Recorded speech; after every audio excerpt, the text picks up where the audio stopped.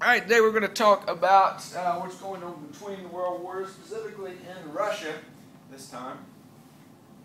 At this time, Russia was sort of experiencing a revolution. They were fighting in World War I, in the Great War. But before that, before the war, Russia was very slow to industrialize. They had some factories, railroads, things like that, but it wasn't really successful at the time. It wasn't catching on. They suffered from immense poverty throughout the country, and the war was devastating to Russia.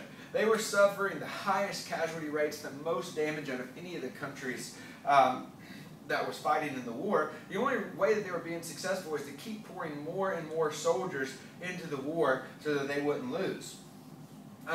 And so the people of Russia started to get very anti-war, and the protests got so intense that Tsar Nicholas II steps down during the war, and an interim government, a temporary government, is put in place. Now, this government is led by a guy named Alexander Kerensky, and he wanted to remain in the war, to finish fighting with the Allies. But there's also something called... Ms. Stevens, Dallas Extension 4153. Ms. Stevens, Extension 4153.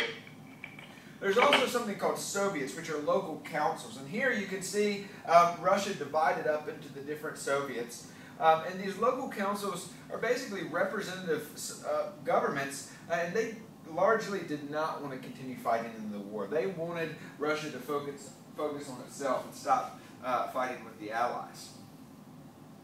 And during this interim government, one person rises to power within the Bolshevik Party, the Socialist Party, and his name was Vladimir Lenin. And Vladimir Lenin is going to reshape Russia as a country.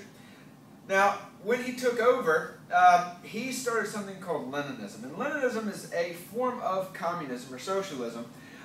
It believes in not having any classes or not having any property, just like utopian socialism.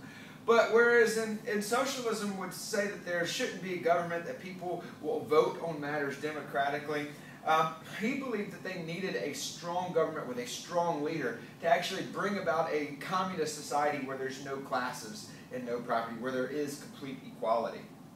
And he did this through what he called his new economic plan. This is basically when the government was going to take over businesses and farms and factories. And but while he was doing this new economic plan, Lenin died, and he didn't actually get to see his communist government to completion.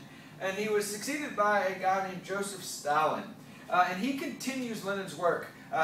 He basically speeds it up, though. He wanted to see all the businesses and farms and factories be taken over by the government within 5 years. So he called it this 5-year plan. Now, Stalin was a totalitarian dictator. He controlled all aspects of public and private life. He indoctrinated people. He brainwashed people. He censored newspapers. He had a secret police that would go out and try to catch people that were going against him. He was very paranoid about people going against him.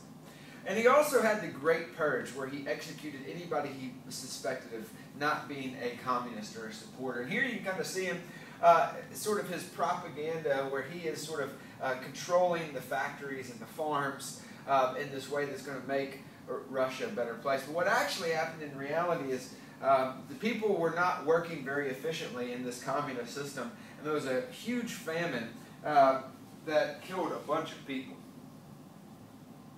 So that is it for Russia. We'll continue talking about Russia during the Cold War.